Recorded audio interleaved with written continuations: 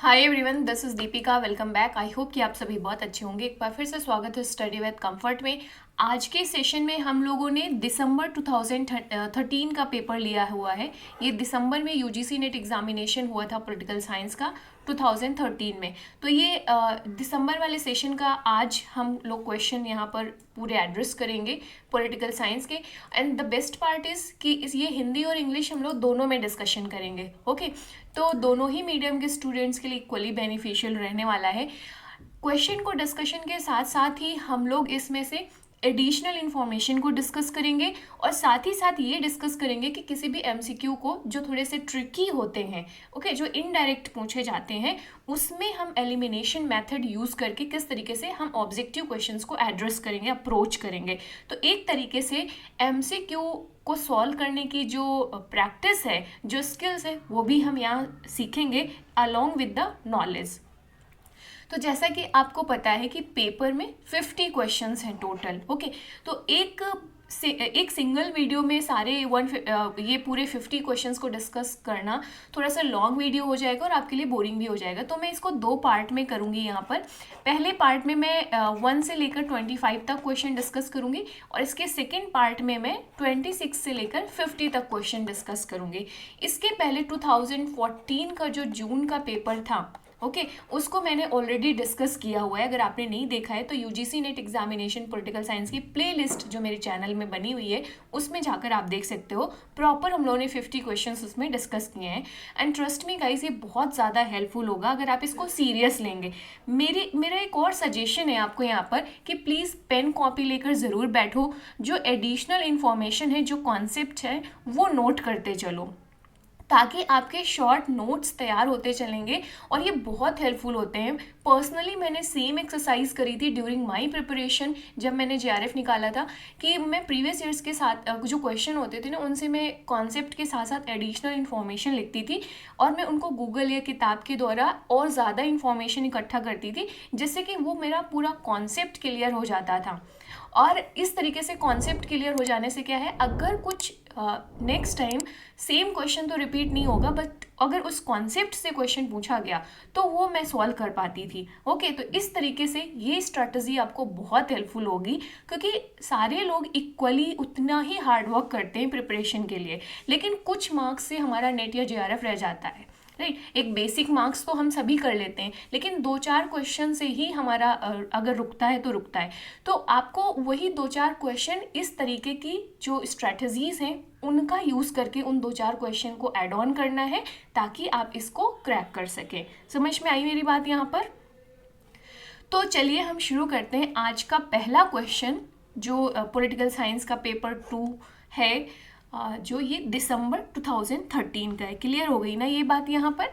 तो यहाँ पर है पहला क्वेश्चन का कि who among the following is not a principal character in Plato's Republic. Okay, तो सबसे पहले मैं क्या कहती हूँ आपको कि नॉट यहाँ पर क्या कर लो, सर्कल कर लो कि क्या पूछा गया है, करेक्ट या इनकरेक्ट। इसमें हम लोग क्या करते हैं, सिली मिस्टेक्स कर देते हैं। तो आपको ये सिली मिस्टेक्स अवॉइड करो, इसके लिए आपको इन चीज़ों पे सर्कल करना है कि पूछा क्या गया है। तो प्लेटो की रिपब्लिक का प्रधान पात्र नहीं है इनमें से कौन? ओके, तो हमें ये देखना है। गेस किया आपने आंसर? जो पॉलीमार्कस हैं, एडिमेंटस, प्रोटोगेरस, ग्लूकॉन, तो इसमें से आप बताइए कि कौन सा नहीं है। गेस कर लिया आपने से? तो इसका राइट आंसर है प्रोटोगोरस। ये इनके प्रधान कैरेक्टर नहीं है। प्रधान कैरेक्टर यहाँ पे किस, आपको अगर प्लेटो की पॉलिटिकल फिलॉसफी पढ़ी होगी तो आपको याद होगा कि प्लेटो क्या कहते हैं, डायलॉग के द्वारा अपने कंक्लूजन तक पहुँचते हैं। जैसे जस्टिस का इनका जो कॉन्सेप्ट था, उसमें इन्होंने जो डायलॉग, जो इनका डायलेक्टिक मेथड है, जो इन्होंने अपने फिलॉसफी में इन्होंने अप्लाई किया है। तो डायलेक्टिक मेथड में क्या होता है, डिबेट होता है डिफरेंट कैरेक्टर के बीच में। तो जस्टिस क्या है, इस चीज़ पे इन कई सारे कैरेक्टर्स के साथ में प्लेटो के डायलॉग होते हैं। ओके, अब इसके बाद से प्लेटो फिर फाइनल अपना जस्टिस का डेफिनेशन देते हैं, उन सभी डेफिनेशंस को रिजेक्ट करते हुए और उसके पीछे लॉजिक देते हुए। ये प्लेटो के जस्टिस का कॉन्सेप्ट है। तो प्लेटो के जो रिपब्लिक में डायलेक्टिक मेथड यूज़ किया गया उसमें से यहाँ पे प्रोटोगोरस जो हैं ये इनके मेन कैरेक्टर या प्रिंसिपल कैरेक्टर नहीं है डायलेक्टिक मेथड के। आपको पता है कि मेन सबसे क्या है, सॉक्रेट, ठीक है, सुकरात जिसे हम कहते हैं, मेन है वो। लेकिन इसके साथ अन्य भी इम्पॉर्टेंट कैरेक्टर हैं जैसे कि ग्लाउकोन जो यहाँ पर है, इसके बाद से एडिमेंटस यहाँ पर आपका बी ऑप्शन में दिया है, सेफिलस यहाँ पे नहीं दिया हुआ है, लेकिन सेफिलस भी इनका एक मेन कैरेक्टर था जब ये डायलेक्टिक मेथड अप्लाई करते हैं। देन पॉलीमार्कस जो आपका ए ऑप्शन में दिया है, देन थ्रेसिमेकस। तो यहाँ पे 2 ऑप्शन आप अपनी नोट में और ऐड कर लीजिए इन 3 ऑप्शन के साथ में, सेफिलस एंड थ्रेसिमेकस। हो सकता है नेक्स्ट टाइम ऑप्शन में वो सारे आ जाएं। तो पॉलीमार्कस, ग्लाउकोन, एडिमेंटस के साथ साथ 2 और कौन से हैं, सेफिलस एंड थ्रेसिमेकस, इनके मेन कैरेक्टर। तो ये 5 नाम हो गए, 2 आपको एडिशनल इन्फॉर्मेशन यहाँ पर मिल गई। इसलिए मैं कह रही हूँ पेन और कॉपी लेकर ज़रूर बैठो। तो यहाँ पर हो गया ना, प्रोटोगोरस इनके मेन कैरेक्टर नहीं है। ओके, नेक्स्ट क्वेश्चन चलते हैं, क्वेश्चन नंबर 2। अब इसमें लिस्ट 1 एंड लिस्ट 2 दी हुई है, इनको मैच करना है। अब हम देखते हैं कि इस क्वेश्चन को अप्रोच करने का सबसे बेहतर तरीका ये होता है कि इसमें से जो भी ऑप्शन आपको आता है उसको सबसे पहले मार्क करिए और देखिए उसके आधार पर आप आंसर निकाल पाते हैं कि नहीं। ओके, चलिए हम लोग क्वेश्चन को यहाँ पर देखते हैं। एक तरफ ऑथर्स हैं और दूसरी तरफ उनकी बुक्स दी हुई हैं। ओके, तो पहला है आपका यहाँ पे AR ब्लास्टर, ये इनका पूरा नाम है। ओके, तो इधर है पार्टिसिपेशन एंड डेमोक्रेटिक थ्योरी, पहली book, models of democracy, the real world of democracy and democracy. तो जैसे कि आपको पता है कि बुक्स तो बहुत ज़्यादा पूछी जाती हैं। ओके, तो मैंने तो क्या किया था, 5-6 पेजेस में पूरी बुक्स ही लिखी थी मेन ऑथर्स की। उसमें से सारे क्वेश्चन तो नहीं कहूँगी कि आए थे, बट हाँ मोस्ट ऑफ द क्वेश्चन उससे सॉल्व हो गए थे।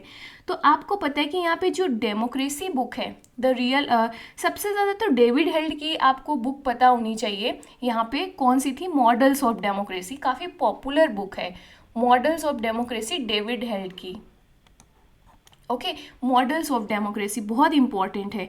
इसके बाद से CB मैकफर्सन का आपने एक CB मैकफर्सन की इम्पॉर्टेंट बुक जो आपने पढ़ी होगी, the real world of democracy, CB Macpherson का the real world of democracy. ये 2 बहुत इम्पॉर्टेंट बुक हैं जिसको आपने डेमोक्रेसी के कॉन्सेप्ट को पढ़ते हुए ज़रूर पढ़ा होगा।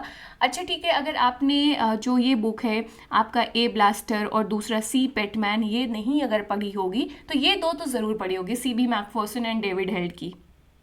ओके, अब देखते हैं इन 2 से हम आंसर निकाल पाते हैं कि नहीं। तो B का यहाँ पर क्या है, 3, B का 3। देखो अगर आपको CB मैकफर्सन की बुक आती है ना, B का 3, the real world of democracy, तो भी आप आंसर यहाँ पर निकाल लेंगे सीधे, डायरेक्टली आपका B आंसर आ जा रहा है यहाँ पे। ज़रूरी नहीं है कि सारी पता हो। या तो आपको डेविड हेल्ड का देखते हैं, D का 2 सिर्फ एक में ही है, अगर आपको डेविड हेल्ड की ही बुक पता है, ओके, मॉडल्स ऑफ डेमोक्रेसी, तो भी आप B ऑप्शन निकाल लेते हैं यहाँ पर। ओके, तो इस तरीके से जो ऑप्शन आपको आते हैं सबसे पहले वो टिक करो और देखो उसके आधार पर आंसर आता है तो तुरंत निकाल के आगे बढ़ो, ताकि आप अपना टाइम बचा सकें यहाँ पर, क्योंकि एग्ज़ाम हॉल में टाइम मैनेजमेंट बहुत इंपॉर्टेंट होता है। इतने लॉन्ग आंसर्स होते हैं, क्वेश्चंस होते हैं, इनको उनके लिए हमें टाइम बचाना बहुत ज़रूरी है। तो अगर आपको जैसे मुझे यहाँ पर CB मैकफर्सन और डेविड हेल्ड की 2 किताबें पता है, मैंने इन दोनों को मिलाया, models of democracy and the real world of democracy, answer निकाला और आगे बढ़ी। अब मुझे नहीं पता कि इसकी क्या है, इसकी क्या है। ओके, तो इस तरीके से हम टाइम भी बचा सकते हैं और जो आंसर है उसके करेक्ट होने की पॉसिबिलिटीज़ को भी बढ़ा सकते हैं। तो ये आपको हो गया ना ये वाला, लेखक और पुस्तकें, option B, models of democracy आपका, and the real world of democracy CB Macpherson, models of democracy David Held. बाकी किताबें भी आप देख सकते हो यहाँ पर अच्छे से। क्वेश्चन नंबर 3 पे आ जाते हैं। Identify the correct sequence of marks writing in ascending order. Okay तो सबसे पहले कौन सी लिखी गई, फिर उसके बाद कौन सी लिखी गई, फिर उसके बाद कौन सी लिखी गई, आपको असेंडिंग ऑर्डर में लगाना है। ओके तो अब देखते हैं इनकी बुक्स यहाँ पर। अच्छा इसमें भी इसको भी चलो पहले हल करते हैं, फिर मैं इसका तरीका बताती हूँ आपको कि इसे सॉल्व करने का क्या तरीका होता है। हिंदी में देख लेते हैं, तो बुक्स तो इंग्लिश का ही है। ओके आरोही क्रम में आपको इनको लगाना है। पहला बुक है contribution to the critique of political economy. तो the contribution of critique of political economy इन्होंने बहुत बाद में लिखी थी। ओके इसके पहले सबसे पॉपुलर बुक है इनकी कम्युनिस्ट मैनिफेस्टो, जो मुझे लगता है इसकी डेट आप में से सबको याद होगी। क्या है? 1848। सबको याद, क्योंकि बहुत ज़्यादा फ्रिक्वेंटली ये क्वेश्चन पूछा जाता है, इंपॉर्टेंट है, तो ये तो सबको याद होता है। Communist manifesto 1848। और इसके बाद से contribution to the critique of political economy, ये बहुत बाद में इन्होंने लिखी थी, इसके बाद में भी लिखी थी 1859 में। Then poverty of philosophy, thesis on the Feuerbach. तो पॉवर्टी ऑफ फिलोसफी इन्होंने पहले लिख दी थी। ओके तो यहाँ पर अगर चलो हम इन दो से भी निकालने की कोशिश करें, बाकी अभी हम देखते हैं ये सारी, जैसे कि पॉवर्टी ऑफ फिलोसफी इन्होंने 1847 के आसपास लिखी थी। ओके तो अब देखते हैं इसमें से आप निकाल पाते हैं आंसर कि नहीं। तो सबसे लास्ट आ जाएगा contribution to the critique of political economy, तो एक सबसे लास्ट में आएगा। तो देखो ये तो कट हो जाएगा भाई, ये तो होगा नहीं, 4 है इसमें 3 है, तो ये 2 निकाल दो आप। अब यहाँ पे एक है, यहाँ पे एक है। हमें यहाँ पर एक बुक और पता है, वो है कम्युनिस्ट मैनिफेस्टो 1848 में। तो ये तो इसके पहले आपकी हो गई 1848, and then the poverty of philosophy 1847। तो 2 तो पहले आना चाहिए। ओके 2 आना चाहिए, देन 4 आना चाहिए, 2 4। ओके तो दोनों ही ऑप्शन कंफ्यूजिंग हो रहे हैं।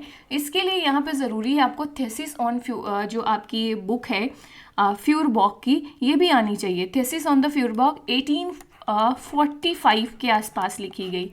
ओके तो थेसिस ऑन फ्यूरबॉक जो आपका थर्ड ऑप्शन है वो सबसे पहले आएगा, ऑप्शन सी हो जाएगा यहाँ पर। ओके तो इस तरीके के क्वेश्चन थोड़े ट्रिकी होते हैं, और कई बार ज़रूरी नहीं है कि हम सभी को आएँ ऐसे क्वेश्चंस, लेकिन अगर आप इन सब की प्रिपरेशन करके जाते हैं तो अच्छी बात है। अगर नहीं भी आते तो मोरल डाउन नहीं करना है, आपको पूरा 100 क्वेश्चन यहाँ पे नहीं करने हैं, राइट। तो आपको क्या करना है, आपको हमें एग्ज़ाम क्रैक करना है, तो जो नहीं आ रहे हैं उस पर माथापच्ची करके टाइम वेस्ट नहीं करना है, आगे बढ़ते हुए जाना है। बट अगर आप कर पाते हो तो बहुत अच्छी बात है, अगर नहीं आता है तो आपको कॉन्फिडेंस लो नहीं होना चाहिए। ओके तो इसका हो जाएगा ऑप्शन सी, यहाँ पर भी वही चीज़ हो जाएगा ऑप्शन सी। ओके यहाँ पर आपका थेसिस ऑन द फ्यूरबॉक, देन इसके बाद से हो जाएगी आपकी पॉवर्टी ऑफ फिलोसफी 1847, इसके बाद से आपका communist manifesto 1848, and the contribution to the critique of political economy ये 1859 में। ठीक है, नेक्स्ट क्वेश्चन चलते हैं, question number 4। Assertion and reason का क्वेश्चन है ये यहाँ पर। ओके देख लेते हैं।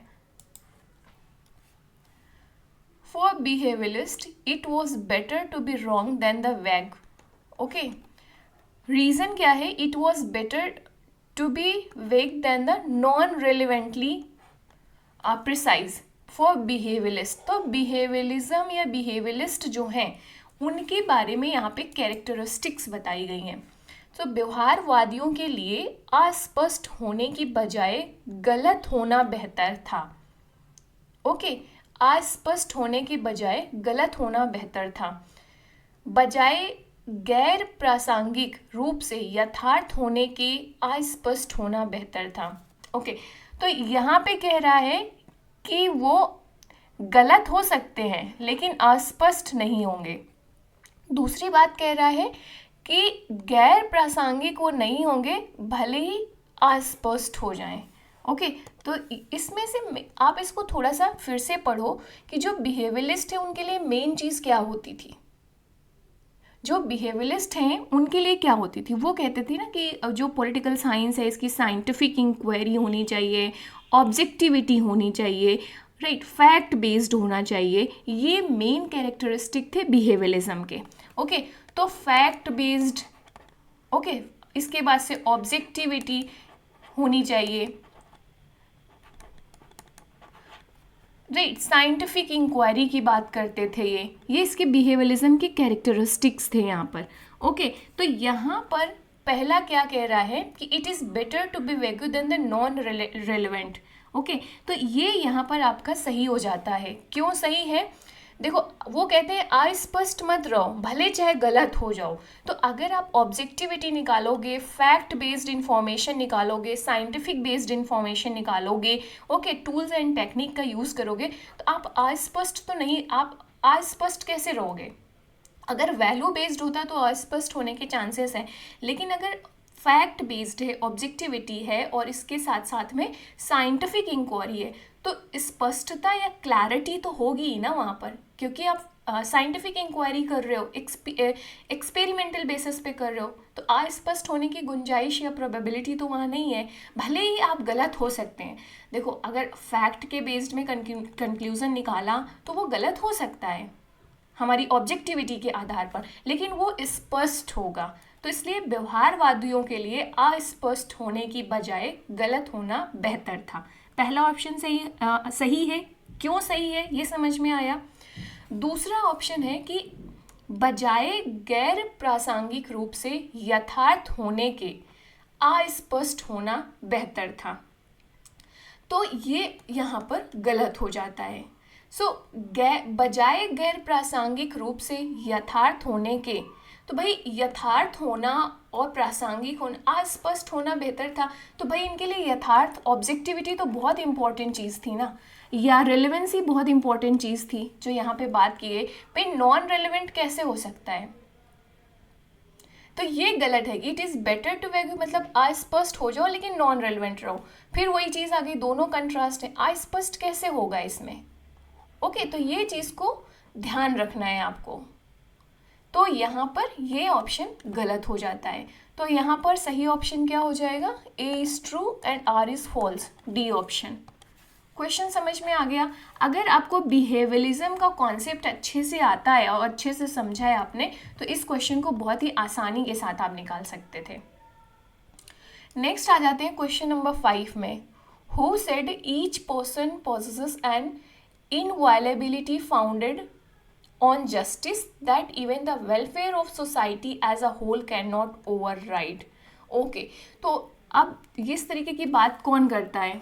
ऑप्शन है आपके John Rawls, Nozick, okay, Hayek, Habermas. तो हिंदी वाला क्वेश्चन देख लेते हैं एक बार, कि प्रत्येक व्यक्ति के पास न्याय पर संस्थापित अनुउल्लंघनीयता होती है जो संपूर्ण समाज का कल्याण भी दबा नहीं सकती है। ओके, यह किसने कथन कहा? तो यहाँ पर हर एक इंडिविजुअल के साथ जस्टिस हो, each person possesses and the inviolability founded on justice। Okay, तो इस तरीके की जस्टिस को first virtue of the institution किसके द्वारा माना गया था? आप गेस कर पा रहे हो इसका आंसर क्या है? ओके, मतलब जो इंस्टीट्यूशंस हैं उनकी फर्स्ट वर्च्यू क्या है? Justice is the first virtue. ये बात किसने कही थी? जॉन रॉल्स ने। तो यहाँ पर राइट आंसर हो जाएगा आपका जॉन रॉल्स। इनकी जो किताब थी अ थ्योरी ऑफ जस्टिस, जो 1971 में पब्लिश हुई थी, थ्योरी ऑफ जस्टिस, जिसमें इन्होंने अपने जस्टिस का कॉन्सेप्ट दिया था। ओके, जिसमें इन्होंने उचितता के रूप में न्याय और इस तरीके की चीज़ें जो दी थी इन्होंने। जो जॉन रॉल्स हैं, इनके जस्टिस के कॉन्सेप्ट को मैंने बहुत डिटेल में कवर किया है। आप वेस्टर्न पॉलिटिकल थॉट की प्लेलिस्ट जाकर चेकआउट कर सकते हो, जहाँ से कॉन्सेप्ट क्लियर कर सकते हो। ओके, तो यहाँ पे ये क्वेश्चन समझ में आ गया कि क्या पूछा गया है और इसका सही आंसर क्या होगा। जॉन रॉल्स, मैंने नॉजिक के जस्टिस के कॉन्सेप्ट को भी बहुत डिटेल में कवर किया है। आप इन 2 लेक्चर्स को ज़रूर देखना, कुछ ना कुछ आपको कॉन्सेप्ट क्लैरिटी वहाँ से ज़रूर मिलेगी। ओके, तो क्वेश्चन नंबर 5 का राइट आंसर क्या हो गया यहाँ पर? John Rawls. अब नेक्स्ट क्वेश्चन है, उपयोगितावाद का संस्थापक कौन था? Question number 6। ओके, तो यहाँ पर आपका क्वेश्चन क्या है? Who was the founder of utilitarianism? Option दिए हैं आपके बेंथम, जेम्स मिल, डेविड ह्यूम, ओके, तो ये प्रिस्टल है। तो ये 4 ऑप्शन है, इसमें आपको बताना है।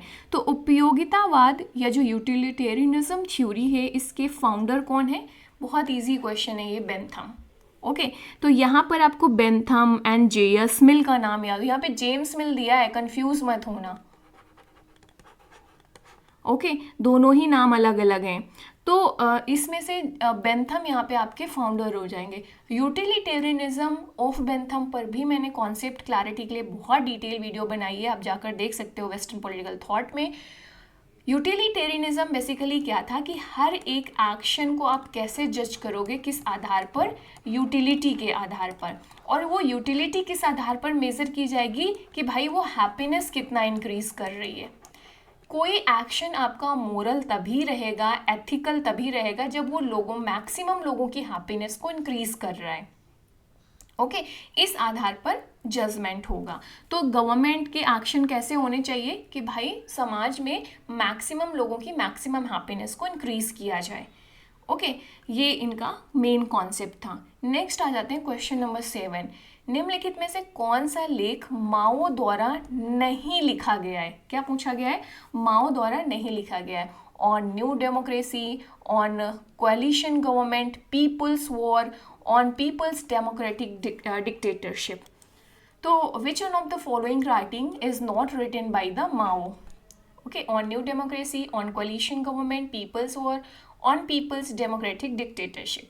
तो यहाँ पर जो पीपल्स वॉर है, ऑप्शन सी, ये आपका माओ के द्वारा राइटिंग नहीं की गई है। ओके, पीपल्स वॉर जो यहाँ पर आपका लिखा हुआ है ना, माओ के द्वारा कौन सी राइटिंग नहीं है, तो पीपल्स वॉर जो ऑप्शन सी है ये आपका इनके द्वारा नहीं लिखा गया।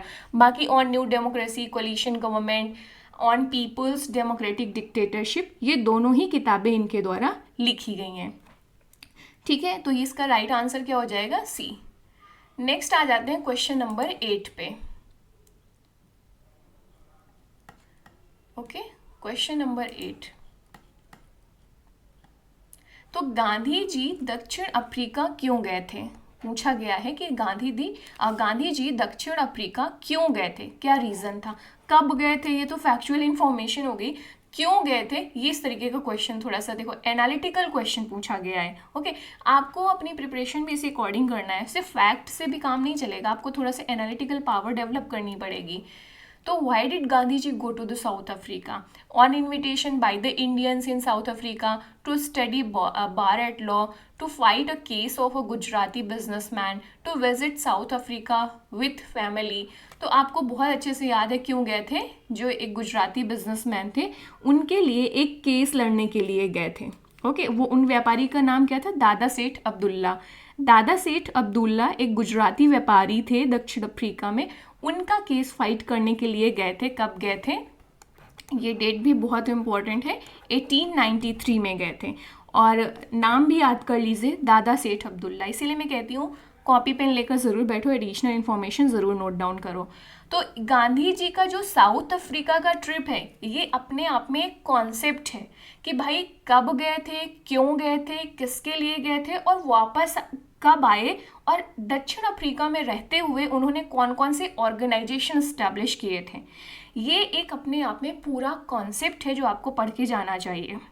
ओके, तो यहाँ पे जैसे मैंने क्या किया था, जैसे मैं होती तो मैं क्या करती, मैं यहाँ पे नोट डाउन करती, अच्छा गांधी जी की जो विजिट है साउथ अफ्रीका, ये मेरी हेडिंग हो गई।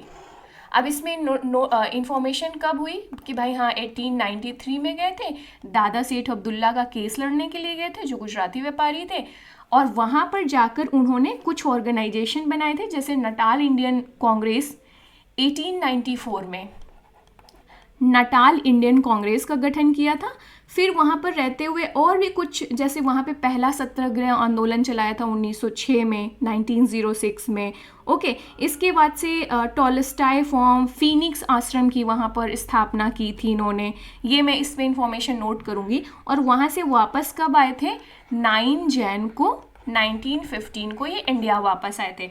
अब मुझे बताइए कि भारत सरकार ने जो 9 जनवरी है, 9 जनवरी को कौन सा डे सेलिब्रेट करती है? On the day of return, जब गांधी जी इंडिया वापस आए थे 9 जनवरी 1915 को, तो 9 जनवरी को इंडियन गवर्नमेंट के द्वारा किस डे के रूप में सेलिब्रेट किया जाता है, ये मुझे कमेंट करके ज़रूर बताइएगा, क्योंकि ये भी इम्पॉर्टेंट है करंट अफेयर के पॉइंट ऑफ व्यू से और स्टैटिक पॉइंट ऑफ व्यू से भी।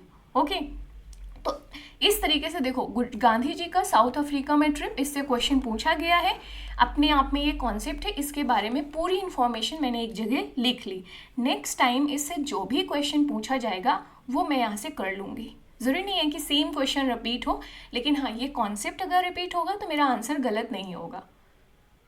तो यही सेम चीज़ मैं आपको सजेस्ट करती हूँ, अगर वाकई आप एक सीरियस एस्पिरेंट हैं तो इस तरीके इसका एफर्ट्स आपको करने पड़ेंगे अगर आप वाकई विलिंग हैं जीआरएफ क्वालिफाई करने के लिए। तो ओके, नेक्स्ट क्वेश्चन चलते हैं। ठीक है, तो ये हो गया ना गुजराती व्यापारी का केस लड़ने के लिए। नेक्स्ट क्वेश्चन है question number 9। Mexican Socialist Workers party, जिसका बाद में नाम मैक्सिकन कम्युनिस्ट पार्टी कर दिया गया, किसने संस्थापित किया था? Jayaprakash Narayan, B R. Ambedkar, M N. Roy, Lenin. Okay, English वाला इसका देख लेते हैं question. Who founded the Mexican Socialist Workers Party which was later named as a Mexican Communist Party. तो कम्युनिज्म से रिलेटेड है। ओके, तो यहाँ पर सबसे पहले आपको कौन सा नाम, इनमें से ऑप्शन गेस कर लिए आपने, क्या सही ऑप्शन होगा? ये आपका हो जाएगा एम.एन. रॉय। एम.एन. रॉय ने जो ये मैक्सिकन कम्युनिस्ट पार्टी, जिसका नाम हो गया, पहले मैक्सिकन सोशलिस्ट वर्कर्स पार्टी थी, इसको 1919 में इस पार्टी को स्टैब्लिश किया गया था एम.एन. रॉय के द्वारा। और इसकी पता है एक स्पेशल इसके बारे में एक फैक्ट है कि भाई यह जो पार्टी थी ना, जो 1919 में स्टैब्लिश किया था एम.एन. रॉय ने, ये रूस के बाहर पहली कम्युनिस्ट पार्टी थी। तो आपको पता है रूस में, रसिया में कम्युनिज्म था, वहाँ पे कम्युनिस्ट पार्टी स्टैब्लिश की जा रही थी, लेकिन रसिया के बाहर पहली कम्युनिस्ट पार्टी थी ये, जो एम.एन. रॉय ने स्टैब्लिश किया था। ओके, तो क्वेश्चन नंबर 9 यहाँ पे आपका हो गया कौन सा? M.N.. Roy. Next question number 10 है, लॉर्ड मिंटो ने सर्वाधिक खतरनाक व्यक्ति के रूप में वर्णन किसका किया था? बी.जी. तिलक, अरविंद घोष, गांधी जी, सरदार पटेल। तो यहाँ पर whom did Lord Minto describe as a most dangerous person, किसको बोला था? तो यहाँ पर इसका सही आंसर हो जाएगा अरविंदो घोष। अच्छा, बाल गंगाधर तिलक को क्या नाम दिया गया था और किसके द्वारा दिया गया था? इनके बारे में भी एक है कि इनको एक किस नाम से डिस्क्राइब किया गया था। अगर आपको पता है तो मुझे कमेंट करके बताओ, और नहीं पता है तो इसे ज़रूर जान लो, क्योंकि अगर इस तरीके का क्वेश्चन पूछा गया है तो हो सकता है किसी न किसी रूप में आपको ये क्वेश्चन मिल जाए। तो जो लॉर्ड मिंटो थे वो अरविंद घोष को सर्वाधिक खतरनाक या मोस्ट डेंजरस पर्सन के रूप में इनको डिस्क्राइब किया था जब एक लेटर लिख रहे थे। ओके, तो Aurobindo Ghosh Indian political thought में एक इम्पॉर्टेंट टॉपिक है, इनके बारे में भी मैंने डिटेल लेक्चर लिया है, और बाकी इनका जो कल्चरल नेशनलिज्म है, बाकी कॉन्सेप्ट आप ज़रूर क्लियर करके जाना। तो ये हो गया आपका Aurobindo Ghosh, option B. Question number 11। तो यहाँ पे आपको क्या करना है, एक सीक्वेंस में करना है, असेंडिंग ऑर्डर पे। ओके, जो स्टेजेस ऑफ पॉलिटिकल डेवलपमेंट है, जो AFK ऑर्गेन्स्की के द्वारा दिया गया था, पॉलिटिकल डेवलपमेंट की 4 स्टेजेस दिया था इन्होंने, तो इसको आपको असेंडिंग ऑर्डर में लगाना है। ओके, तो AFK ऑर्गेन्स्की द्वारा जो राजनीतिक विकास का कॉन्सेप्ट प्रतिपादित किया गया था, उसकी अवस्थाओं को आपको आरोही क्रम में लगाना है और इसका सही आंसर करना है। आदिम राष्ट्रीय एकीकरण, प्रचुरता, औद्योगिकीकरण, राष्ट्रीय कल्याण। So primitive national unification, abundance, industrialisation, national welfare, ये 4 स्टेजेस हैं पॉलिटिकल डेवलपमेंट की, जो यहाँ पे आपके AFK, जिन्हें हम केनेथ ऑर्गेन्स्की भी के नाम से भी जानने जाते हैं, इन्होंने इन 4 पॉलिटिकल डेवलपमेंट की स्टेजेस दी थी। बताओ, गेस करो इसमें से क्या सही ऑप्शन है। तो जैसा कि आपको थोड़ा बहुत तो आइडिया लग रहा होगा कि क्या होना चाहिए इसका आंसर। तो सबसे पहले क्या होगा भाई, प्रिमिटिव नेशनल यूनिफिकेशन होगा। ओके, तो यहाँ पर आपका 1 हो गया, तो ये वाला कट कर दो भाई, 3 ऑप्शन अब बचे आपके पास, 1। इसके बाद से प्रिमिटिव नेशनल यूनिफिकेशन के बाद से क्या होगा, इंडस्ट्रियलाइजेशन दूसरा, तीसरा इंडस्ट्रियलाइजेशन तीसरा, तो इसे कट कर दो, यहाँ पे तीसरा नहीं है। अब आपके पास 2 ऑप्शन बचे। अब आपको इंडस्ट्रियलाइजेशन के बाद क्या होगा, नेशनल वेलफेयर 4, इसके बाद से आपका आ जाएगा 2, अबंडेंस। तो ये आपका 2 ऑप्शन सी हो जाएगा यहाँ पर। तो ये केनेथ ऑर्गेन्स्की या आपके AFK ऑर्गेन्स्की अपनी एक किताब the stages of political development, इनकी बुक का, इनकी किताब का नाम क्या था, the stages of political development, जो 1965 में पब्लिश हुई थी, जिसमें इन्होंने पॉलिटिकल डेवलपमेंट का ये स्टेजेस का कॉन्सेप्ट दिया था। और इसमें इन्होंने ये 4 स्टेजेस बताए थे, primitive national unification, industrialisation, okay, इसके बाद से नेशनल वेलफेयर होगा, अबंडेंस आएगा। ओके, तो ये इनका हो गया करेक्ट आंसर, आदिम राष्ट्रीय एकीकरण, इसके बाद से औद्योगिकीकरण, राष्ट्रीय कल्याण, प्रचुरता। समझ में आ गया ये चीज़? इसका सही आंसर, एडिशनल इंफॉर्मेशन, हमने इनकी किताब और उसका पब्लिकेशन ईयर देख लिया। इंपॉर्टेंट क्वेश्चन है। नेक्स्ट है, who among the following talks of the pseudo pressure group. Okay, ये आपको यहाँ पर ऑप्शन दिए गए हैं। निम्नलिखित में से किसने आभासी या कृत्रिम प्रेशर ग्रुप्स के बारे में बात की है? आभासी। ओके, तो आप प्रेशर ग्रुप, जैसे कि आपको पता है पॉलिटिकल पार्टीज, प्रेशर ग्रुप और इंटरेस्ट ग्रुप, ये हमारे सिलेबस का हिस्सा हैं। तो प्रेशर ग्रुप के बारे में कई सारे कॉन्सेप्ट हैं जो बहुत इंपॉर्टेंट है हमारे एग्जाम पॉइंट ऑफ व्यू से। तो कृत्रिम प्रेशर ग्रुप या आभासी ग्रुप, इन्हें किसके द्वारा, आभासी मतलब आप यहाँ पे समझ रहे हो किस तरीके से, जो मॉरिस डुवर्जर का कॉन्सेप्ट है, जो इन्हें आभासी या कृत्रिम प्रेशर ग्रुप बताता है, यहाँ पर आपका स्यूडो प्रेशर ग्रुप जो बताते हैं वो है मॉरिस डुवर्जर। एक और आपका यहाँ पे नाम पूछा जाता है इस कॉन्सेप्ट से, वो आपका कॉन्सेप्ट है एनोनिमस एम्पायर। ओके, तो प्रेशर ग्रुप का मैं आपको यहाँ पे 2 कॉन्सेप्ट और बताना चाहूँगी इस क्वेश्चन से। इसका तो सी हो जाएगा, ओके, मॉरिस डुवर्जर। एक और इसमें क्वेश्चन पूछा जाता है, वो पूछा जाता है एनोनिमस एम्पायर का, एनोनिमस, ये सब नोट कर लीजिए, आपको बहुत काम आएगा। दूसरा एक क्वेश्चन पूछा जाता है invisible government, invisible government. Okay, तो इनविजिबल गवर्नमेंट का जो कॉन्सेप्ट था, ये किसने कहा था? D.D. मैकीन ने। Okay, D.D. मैकीन ने। वहीं पर इसे जो एनोनिमस एम्पायर है, गुमनाम साम्राज्य अगर इसे हिंदी में कहें, तो ये आपका फाइनर ने इसे किया था, इस कॉन्सेप्ट को दिया था। अच्छा, ये फाइनर का एनोनिमस एम्पायर हमने 2014 में शायद सॉल्व किया था, ये क्वेश्चन आया था। तो प्रेशर ग्रुप से इनको जो नाम दिए गए हैं ना, ये 4, जैसे कि स्यूडो प्रेशर ग्रुप आपका किसका हो गया? मॉरिस डुवर्जर का। और एनोनिमस एम्पायर जो है आपका, जो गुमनाम साम्राज्य, ये फाइनर का हो गया। और इनविजिबल गवर्नमेंट, जिसे अदृश्य सरकार कहते हैं, ये आपका किसका हो गया? D.D. मैकीन का। तो ये तीनों तो आपको एकदम रट्टा मार लेना है। आज शायद मॉरिस डुवर्जर का पूछा गया है, नेक्स्ट टाइम आपका फाइनर का पूछ ले या मैकीन का पूछ ले, तो आपको ये चीज़ें पता होनी चाहिए। ओके, तो ये क्वेश्चन नंबर 12 बहुत इंपॉर्टेंट है। ठीक है, अभी नेक्स्ट क्वेश्चन चलते हैं, क्वेश्चन नंबर 13। देखो, आज हम 25 क्वेश्चन कवर करेंगे, ओके, ताकि 2 पार्ट में हम लोग इसे कर सकें। पहले मैं 15 ले रही थी, बट मुझे लगा 25 क्वेश्चन एटलीस्ट करना चाहिए। तो 13 क्वेश्चन में लिस्ट 1 लिस्ट 2 को मैच करना है। एक तरफ थिंकर्स दिए हैं, दूसरी तरफ आइडियाज़ दिए गए हैं, इनको आपको मैच कराना है। ओके, तो कार्ल मार्क्स, अच्छा, Charles Johnson, Ted Gurr and यहाँ पे Barrington Moore, state of paternalistic bond between peasantry and property owners. Okay, aggregate psychological perspective, revolution as a process through which structural inequalities could be eliminated.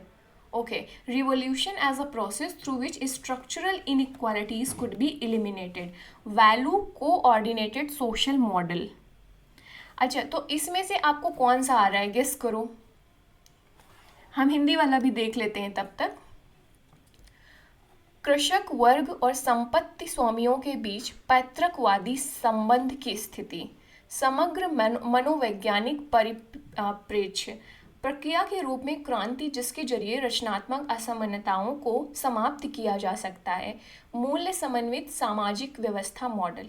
तो देखो यहाँ पे प्रक्रिया के रूप में क्रांति को कौन बोलता है कि एक मीन या प्रोसेस के रूप में इस्तेमाल किया जाए जिससे कि हम लोग कैपिटलिज्म को ख़त्म कर सकें। और कैपिटलिज्म क्या रिप्रेजेंट करता है, संरचनात्मक असमानता, स्ट्रक्चरल इनइक्वालिटी कैपिटलिज्म में पाई जाती है। और इसको हम किसके द्वारा ख़त्म कर सकते हैं, रिवॉल्यूशन के द्वारा। ये बात किसके द्वारा की गई थी, कार्ल मार्क्स के द्वारा। तो ये तो आप आसानी से फाइंड आउट कर सकते हो। अब अगर हम देखते हैं कि हमारा जो ए का 3 किस में है, ए का 3 देखो सिर्फ एक ऑप्शन में, दैट इज सी। अगर आपको थोड़ा भी कार्ल मार्क्स की जो मार्क्सिज्म है इसकी आइडियोलॉजी या कॉन्सेप्ट के बारे में थोड़ी सी भी क्लैरिटी है तो आप ये 10 सेकेंड के अंदर ये क्वेश्चन निकाल लेते हैं। इसका आंसर आपको बाकी पढ़ने की ज़रूरत भी नहीं है, एग्ज़ाम हॉल में स्पेशली। अभी क्वेश्चन को जब सॉल्व कर रहे हो, घर पे प्रैक्टिस कर रहे हो ना, तब ज़रूरत है कि भाई पता नहीं नेक्स्ट टाइम इसमें से क्या पूछ ले। आपको सारे ऑप्शन अच्छे से डिटेल में पढ़ने हैं अगर आप घर पे प्रैक्टिस कर रहे हो। लेकिन अगर यही एग्ज़ाम हॉल में करते तो आपको क्या करना था, आपको ए को 3 से मिलाना था, क्योंकि हाँ कार्ल मार्क्स ने रिवॉल्यूशन एक जरिया बताया था जिसके द्वारा हम स्ट्रक्चरल इनइक्वालिटी को एंड कर सकते हैं। आपने ए का 3 देखा, सी मारा और आगे बढ़ गए। वहाँ बाकी ऑप्शन नहीं देखे हैं भाई, वहाँ पे आपको टाइम मैनेजमेंट करना है, आपको वहाँ पे नॉलेज नहीं शो करना है अपना कि भाई चारों के चारों ऑप्शन पे आप माथापच्ची कर रहे हो और चारों के चारों ऑप्शन को एकदम करेक्ट मिला रहे हो तभी आप आंसर निकाल रहे हो। आपको अपना टाइम बचाना है, इस चीज़ को भी ध्यान रखना है। ओके, तो यहाँ पे कार्ल मार्क्स का क्या था, revolution as a process through which structural inequalities could be eliminated. Okay, अब हम बाकी चीज़ों को भी देख लेते हैं यहाँ पर। तो इसका हमने ऑप्शन तो सी निकाल लिया था। ओके, तो यहाँ पे आपका नेक्स्ट है चाल्मरम जॉनसन। ओके, तो इनका क्या था, इस ऑप्शन के अकॉर्डिंग जो हमने निकाला है यहाँ पर 4, मूल्य समन्वित सामाजिक व्यवस्था मॉडल। इसके बाद से टिडगर जो है आपके, ये क्या थे, समग्र मनोवैज्ञानिक परिप्रेक्ष्य। इसके बाद से बैरिंगटन मूर का कौन सा हो गया, कृषक वर्ग, ये ठीक है, state of paternalistic bond between pageantry and property owners. ठीक है, तो ये चीज हो जाएगी ना आपकी।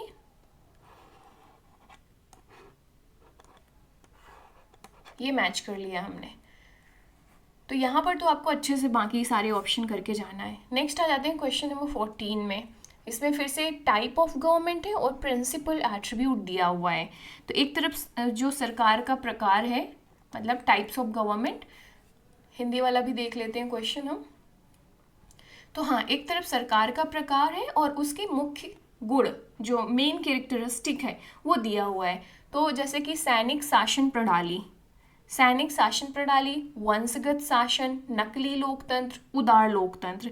अब इसके बारे में आदर पर आधारित, जबरदस्ती पर आधारित, उदार लोकतंत्र के जैसे सर्वाधिक चुनाव तुरंत, परंतु सत्ता अल्पतंत्र के हाथों में रहती है, सरकार की प्रक्रिया में विस्तृत स्वैच्छिक सहभागिता। ओके, आइए हम इसका इंग्लिश वाला वर्जन देखते हैं ताकि बेहतर समझ सकें इस चीज़ को। Okay, types of government and principal attribute.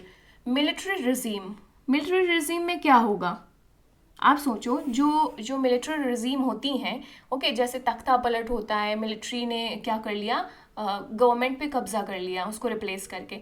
तो भाई मिलिट्री है तो ये किस पे रहेगा, कोहर्सन पे रहेगा ना, फोर्स पे आधारित रहेगा। ठीक है, क्या रहेगा, फोर्स पे आधारित रहेगा। तो आपका ए का 2, ए का 2, बी ऑप्शन। देखो अगर आपको एक भी, आपको ज़्यादा दिमाग ही नहीं लगाना है, ए का बी, अगर एग्ज़ाम हॉल में कर रहे हो तो निकाल लिया आपने। ठीक है, अब हम बाकी ऑप्शंस भी यहाँ पर कवर करेंगे। जो डायनेस्टिक रिजीम होती हैं, जो ये किस पर आधारित रहती हैं, बेस्ड ऑन द डिफरेंस, जो आदर रहता है ना, उसके आधार पर। भाई राजा रानी जो होते थे तो प्रजा क्या करती थी, उनका आदर करती थी। वंशगत शासन में क्या होता था, रिस्पेक्ट होता था किंग की अथॉरिटी या क्वीन की अथॉरिटी के लिए, जो किंगडम सिस्टम होते थे। तो वहाँ पे प्रजा क्या करती थी, राजा लाइक भगवान, ओके, उनके लिए तो वो आदर पर आधारित होता था। ओके, तो ये आपके दो ऑप्शन हो गए। फिर आपका नकली लोकतंत्र एंड उदार लोकतंत्र। नकली लोकतंत्र और उदार तंत्र, इसमें देखते हैं हम लोग। तो सरकार की प्रक्रिया में जो विस्तृत शैक्षिक सहभागिता होती है, सरकार की प्रक्रिया में स्वैच्छिक सहभागिता। उदार लोकतंत्र किस पर बेस्ड होता है, कंसेंट पे, जो जिसके जॉन लॉक ने बहुत ज़्यादा इस चीज़ को सपोर्ट किया है। तो उदार लोकतंत्र जो लिबरल डेमोक्रेसी होगी वो कंसेंट पे बेस्ड होती है। जैसे कि मैं अपनी इच्छा से वोट दूंगी, कि मुझे अपनी चॉइसेस बनाऊंगी, ओके, मेरा पार्टिसिपेशन मेरी इच्छा के आधार पर बेस्ड होगा, तो स्वैच्छिक सहभागिता है। ओके, कंसेंट बेस्ड गवर्नमेंट बनती है उदार लोकतंत्र पे। और जो नकली लोकतंत्र होता है, नकली लोकतंत्र समझ रहे हो, आपको लगेगा कि भाई हम अपनी सहमति से या स्वैच्छिक सहभागिता शो कर रहे हैं, हमारे भाई पार्टिसिपेशन है पॉलिटिकल अफेयर में, क्योंकि हमें वोट का अधिकार मिला हुआ है। लेकिन आप देखोगे कि जो सत्ता है वो अल्पतंत्र के हाथों पे रहती है, और वो अपना राज्य अपना अथॉरिटी चलाते हैं और उनके आधार पर रहते हैं। आपकी साइकोलॉजी से खेला जाएगा। तो नकली लोकतंत्र यहाँ पे क्या हो गया कि भाई आपको ऐसा दिखाया जाएगा कि भाई हाँ, हम अपनी जो लिबरल डेमोक्रेसी जैसी चीज़ एग्जिस्ट कर रही है, हम अपने वोट का, हम अपने पॉलिटिकल राइट्स का इस्तेमाल कर रहे हैं, पीरियोडिक इलेक्शंस भी हो रहे हैं।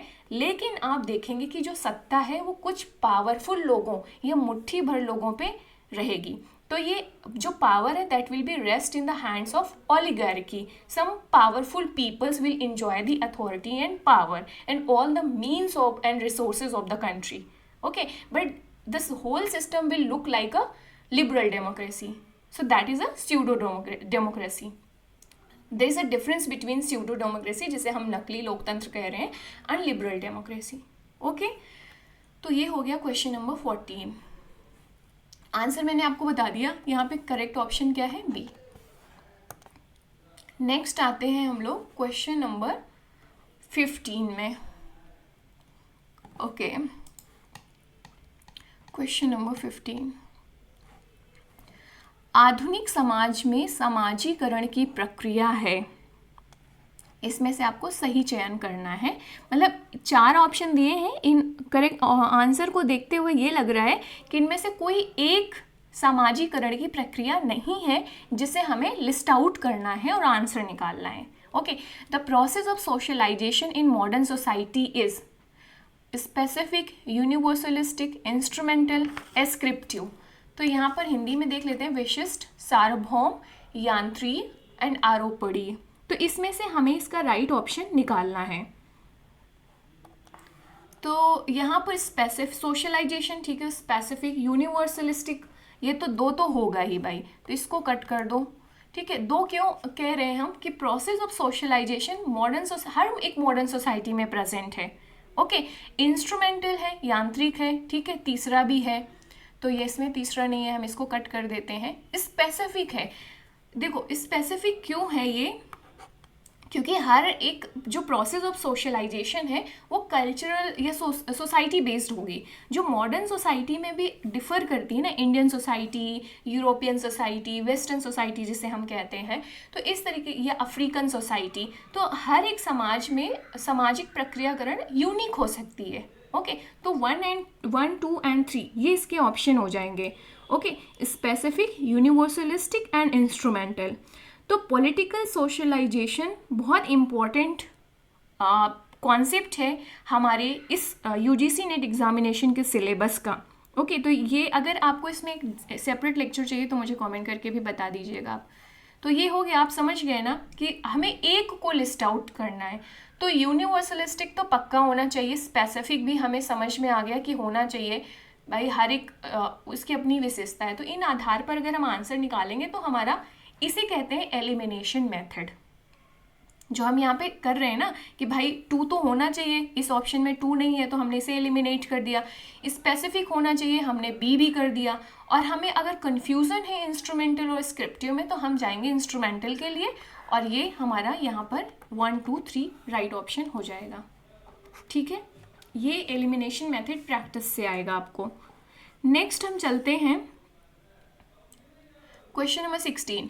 निम्नलिखित में से सर्वसत्तात्मक रूप की सरकार कौन नहीं है? क्या पूछा है? कौन नहीं है। Okay, so which one of the following is not a totalitarian form of government? सर्वसत्तात्मक, military government, fascist government, communist government, parliamentary form of government.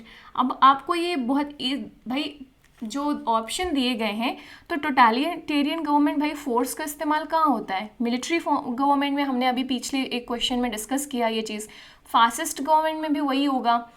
Communist government को भी लोग टोटलिटेरियन फॉर्म ऑफ गवर्नमेंट कहते हैं, पीपल्स का उतना से नहीं होता। तो यहाँ पे जो पार्लियामेंट्री फॉर्म ऑफ गवर्नमेंट है, that is not a totalitarian form of government. Okay, तो यहाँ पर क्वेश्चन नंबर हम कौन सा कर रहे थे? 16। हाँ, तो संसदीय रूप की जो सरकार है वो सर्वसत्तात्मक रूप की सरकार नहीं आती है, प्रकार नहीं है। तो ऑप्शन डी हो जाएगा। Next question number 17। निम्नलिखित लेखकों में से किसने अभिजात वर्ग को 2 मोटे प्रकार में वर्गीकृत किया था? ओके, संगठित और निर्देशित करने वाले अभिजात वर्ग, अनौपचारिक रूप से संगठित तथा विसरित अभिजात वर्ग। तो ये ऑप्शन दिए हैं Pareto, Robert Michels, Mosca and Karl Mannheim. इनमें से कौन है जिन्होंने अभिजात वर्ग को का क्लासिफिकेशन कुछ इस तरीके से किया था? ये ऑप्शन आपको यहाँ पे निकालना है। So who among the following writer classified elite into the broad types organising and directing elites, informally organised and diffused elite. तो ये एलीट वाला जो है कॉन्सेप्ट, ये अपने आप में बहुत इंपॉर्टेंट कॉन्सेप्ट है। हमने ये चीज़ देखा है। ओके, चाहे वो पैरेटो का कॉन्सेप्ट हो या इनकी किताब हो, चाहे वो रॉबर्ट माइकल्स की किताब हो, मॉस्का की किताब हो या इनके कॉन्सेप्ट हो, ये बहुत इंपॉर्टेंट है हमारे एग्जाम पॉइंट ऑफ व्यू से। तो यहाँ पर राइट ऑप्शन हो जाएगा आपका कार्ल मैनहाइम। जो कार्ल मैनहाइम है, इन्होंने जो intellectual elite, okay, intellectual elite का जो कॉन्सेप्ट दिया था, और इनकी जो अपनी पुस्तक थी एक, मतलब जो इनकी बुक इम्पॉर्टेंट थी, वो थी ideology and utopia an introduction to the psychology of knowledge. जो इन्होंने एक बुक लिखी थी, उस पर इन्होंने अपने इस कॉन्सेप्ट को दिया था, जिसमें इन्होंने जो ये इंटेलेक्चुअल एलाइट का जो कॉन्सेप्ट दिया था और एलीट को 2 ब्रॉड कैटेगराइजेशन किया था, organising and directing elites, informally organised and diffused elite, ये इनके द्वारा ही दिया गया था, कार्ल मैनहीम के द्वारा। तो ये ऑप्शन हो जाएगा। मैं आपसे सजेस्ट करूँगी आपको कि पैरेटो, मिचेल एंड जो मॉस्का हैं, इनके कॉन्सेप्ट को ज़रूर कवर करके जाइएगा। Next question number 18।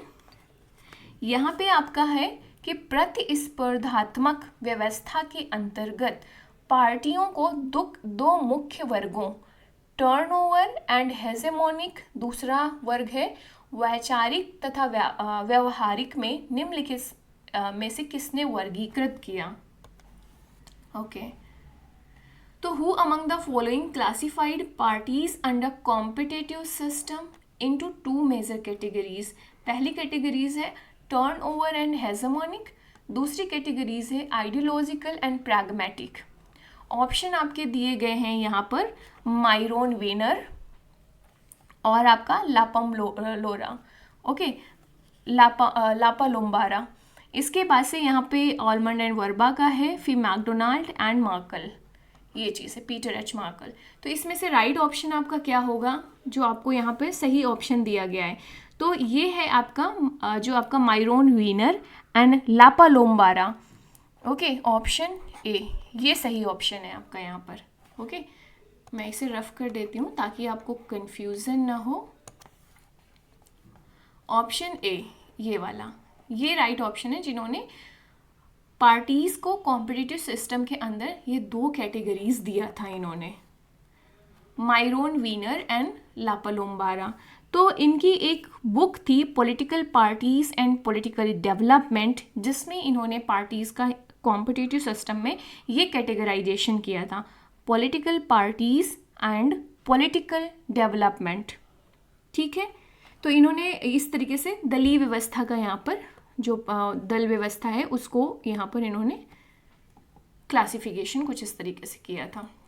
Next question number 19, पराश्रिता की अवधारणा 1960 के दशक में इसमें से उद्विकसित हुई थी, Europe, Africa, Asia, Latin America. The concept of dependency evolve in 1960s, कहाँ पर इवॉल्व हुई थी? क्या ये यूरोप में इवॉल्व होगी? नहीं होगी। भाई डिपेंडेंसी थ्योरी क्या थी? डिपेंडेंसी थ्योरी सीधा सा बात ये था कि जो थर्ड वर्ल्ड कंट्रीज़ हैं, ओके, थर्ड वर्ल्ड कंट्रीज़ जो हैं उसमें से जो कैपिटलिस्ट सिस्टम है वो किस तरीके से स्प्रेड किया जा रहा है, किस तरीके से वहाँ पे एक्सप्लॉइटेशन हो रहा है डिपेंडेंट कंट्रीज़ का। तो dependency theory and world system theory, ये दो चीज़ें बहुत इंपॉर्टेंट हैं हमारे एग्जाम पॉइंट ऑफ व्यू से, और ये अलग से सिलेबस में स्पेशली मेंशन भी हैं। ओके, तो डिपेंडेंसी थ्योरी 1960s में ये आपका हुआ था लैटिन अमेरिका में। ओके, और इसके स्कॉलर पूछे जाते हैं, बहुत इंपॉर्टेंट हैं, जो आंद्रे गुंडर फ्रैंक, जिनकी एक पुस्तक भी है capitalism and under development in Latin America. तो फ्रैंक बहुत इंपॉर्टेंट है हमारे इस डिपेंडेंसी थ्योरी के कॉन्सेप्ट में। तो ये हो सकता है आपका स्कॉलर पूछ लिया जाए नेक्स्ट टाइम पे।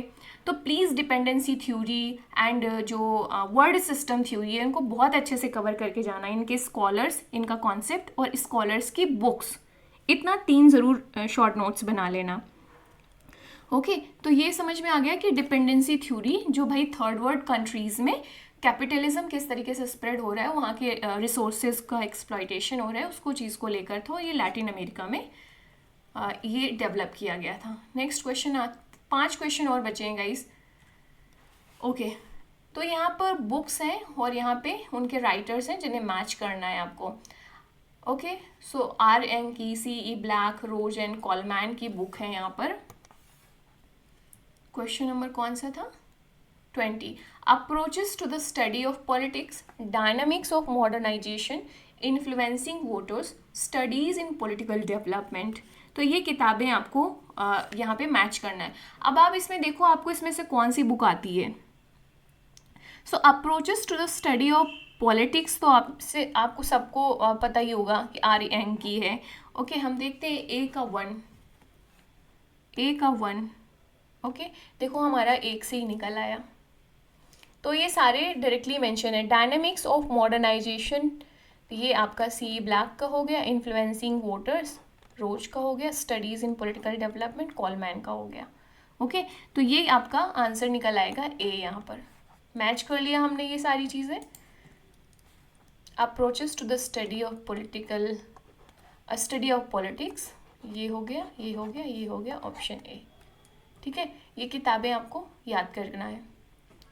अब आ जाते हैं असर्शन एंड रीज़न वाले क्वेश्चन में, क्वेश्चन नंबर 21।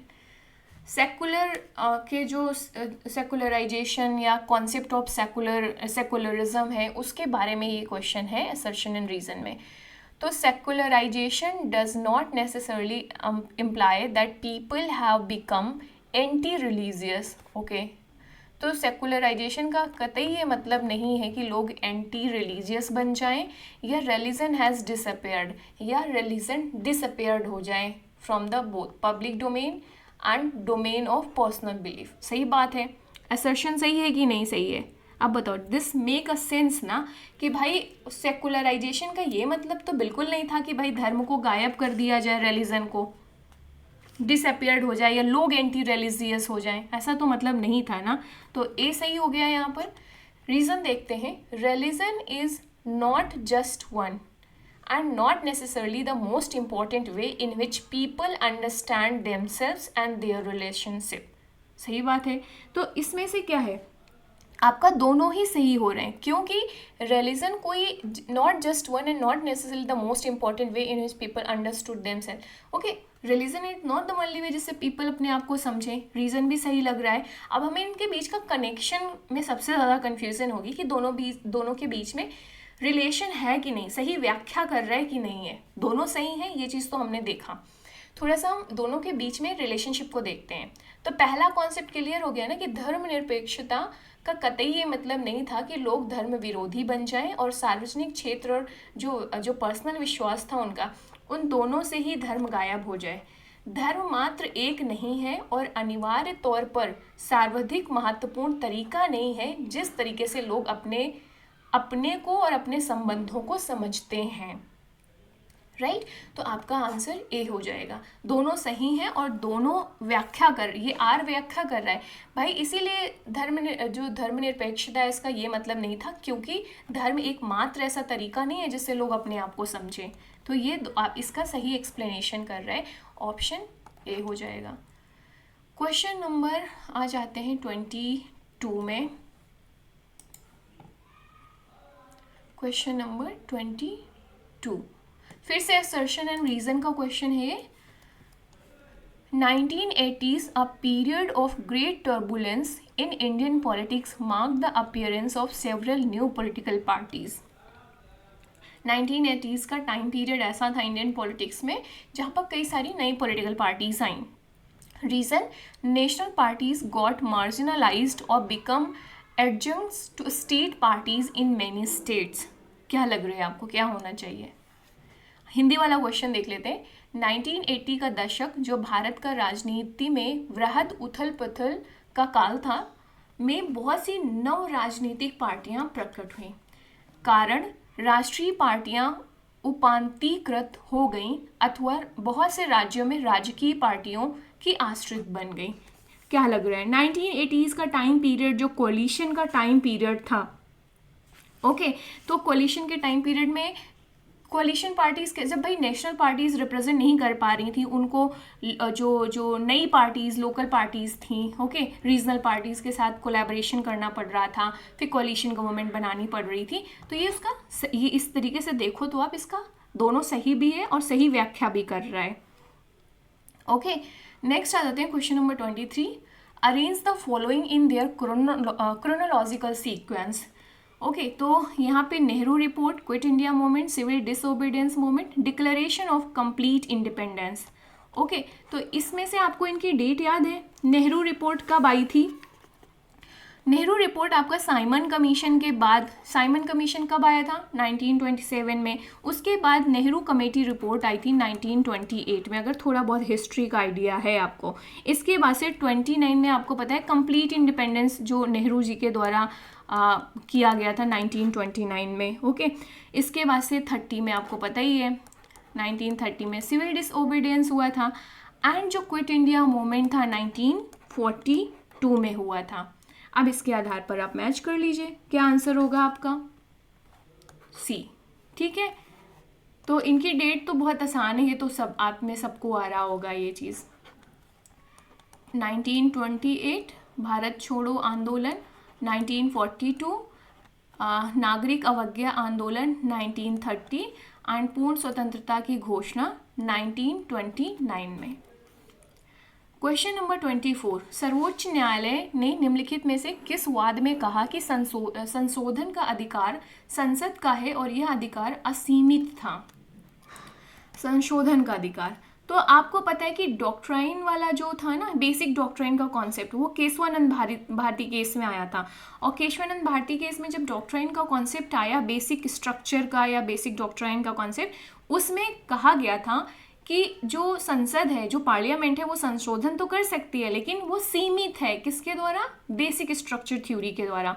तो यहाँ पर ये तो बिल्कुल नहीं होगा। ओके, तो आप ये मत बोलिएगा, आपको अगर मान लीजिए केशवानंद भारती केस याद है और आप इसी पे मार के चले आए। क्वेश्चन को देखो कि किस केस में सुप्रीम कोर्ट ने ये बयान दिया था, अपना स्टेटमेंट, कि power of amendment belong to the parliament and this power was an unlimited one. ये किस में किया गया था? अगर आपको याद हो तो ये था Shankari Prasad versus Union of India case में। ओके, ये केस कब हुआ था? 1951 में। और जो केशवानंद भारती केस जिसमें इस बयान को पलटा गया था वो 1973 में आया था, जिसमें बेसिक स्ट्रक्चर की थ्योरी लाई गई थी कि भाई ये अनलिमिटेड नहीं है, ये लिमिटेड है। किसके द्वारा? जुडिशियल रिव्यू के द्वारा। ये केशवानंद भारती केस में लाया गया। तो इसका क्वेश्चन नंबर 24 आ गया आपका। क्या है? शंकरी प्रसाद बनाम भारत संघ। कई बार ये केसेस को क्रोनोलॉजिकल ऑर्डर में भी आता है अरेंज करने के लिए, तो इनकी डेट जरूर याद रखिएगा। लास्ट क्वेश्चन है इस सेशन का कि which one of the following state does not have a bicameral legislature? Does not have. दिए हुए राज्यों में से किसमें विधानमंडल नहीं है? ओके, बाईकैमरल नहीं है। बाईकैमरल मतलब 2 हाउसेज। आपको पता है कि पार्लियामेंट के 2 हाउसेज होते हैं, लोकसभा एंड राज्यसभा, तो बाईकैमरल इन नेचर हो गई। उसी तरीके से कुछ राज्यों में जो लेजिस्लेचर है उसके भी वो बाईकैमरल है, जहाँ पर legislative assembly and legislative council है। ये हर एक राज्यों में नहीं है। ओके, तो बाईकैमरल लेजिस्लेचर आपका इसमें से किस उसमें नहीं है? देखो, उत्तर प्रदेश में है जो लेजिस्लेटिव असेंबली एंड काउंसिल है, महाराष्ट्र में है, बिहार में है, तो केरल में नहीं है। ये ध्यान रखना है यहाँ पर। ओके, तो किस राज्य में नहीं है? केरल में नहीं है। तो आपको जो बाईकैमरल लेजिस्लेचर है, ओके, आपका ये कितने राज्यों में है? हमने देख ही लिया यहाँ पर, उत्तर प्रदेश हो गया, बिहार हो गया, महाराष्ट्र हो गया। इसके बाद से आपका आंध्रा, ओके, देन कर्नाटक, फिर बिहार है, ये तेलंगाना। इसके पहले एक राज्य में और थी जो था J&K, जम्मू एंड कश्मीर। लेकिन जब 2019 में अबोलिशन ऑफ आर्टिकल 370 किया गया, ओके, तो इसके बाद से जब उसका वहाँ से रीस्ट्रक्चर किया गया वहाँ के पॉलिटिकल सिस्टम को, और उसको 2 UTs में कन्वर्ट किया गया, लद्दाख एंड जम्मू कश्मीर, इसके बाद से वहाँ पर ख़त्म हो गया। पहले जम्मू कश्मीर में भी था। ओके, तो इस चीज़ को ध्यान रखना है। तो ये थे आज के 25 question guys, and next time हम लोग इसके नेक्स्ट 26 से लेकर 50 तक क्वेश्चन करेंगे। एंड मुझे कमेंट करके बताइएगा आज का ये सेशन कैसा लगा। अगर पसंद आया होगा तो लाइक ज़रूर करना, कमेंट करना, और मुझे फीडबैक ज़रूर प्रोवाइड करना। आप में से बोला था कुछ लोगों ने कि एक दिन में मैम ऐसे 2 सेशन लीजिए। मैं कोशिश कर रही हूँ, अगर पॉसिबल हुआ तो मैं ज़रूर लूँगी इस चीज़ को। मैंने इसको कंसीडर किया है एज अ पॉजिटिव फीडबैक। तो अगर पॉसिबल होगा तो 2 सेशन हम लोग इसे ज़रूर करेंगे। बाकी कोई कन्फ्यूज़न हो, डाउट हो तो भी कॉमेंट करके पूछ सकते हो। और आपसे एक हम्बल रिक्वेस्ट है कि प्लीज़ सब्सक्राइब करिएगा चैनल को, अपने फ्रेंड्स के साथ शेयर करिएगा। इस तरीके से आप मुझे कॉन्ट्रीब्यूट कर सकते हैं ग्रो करने में, जिससे हम लोग बेटर क्वालिटी लेक्चर्स आपके सामने ला सकें। ओके, तो ये बहुत हेल्पफुल होगा। आप अगर इसे सीरियस तरीके से कर रहे हो और जिस तरीके से मैंने सजेस्ट किया कि शॉर्ट नोट्स बनाते चलना है, एडिशनल इन्फॉर्मेशन करना है, तो ये आपके लिए बहुत हेल्पफुल होगा। ओके, तो इस तरीके से आपकी कमांड बढ़ती जाएगी। तो बाकी आप अपनी फीडबैक ज़रूर मुझे दीजिएगा, जैसा आप हमेशा देते हैं। जो मैंने क्वेश्चन पूछे हैं आप वो कमेंट करके बताइएगा। तो thanks for watching, see you in the next video. Bye bye, take care, keep learning, keep exploring.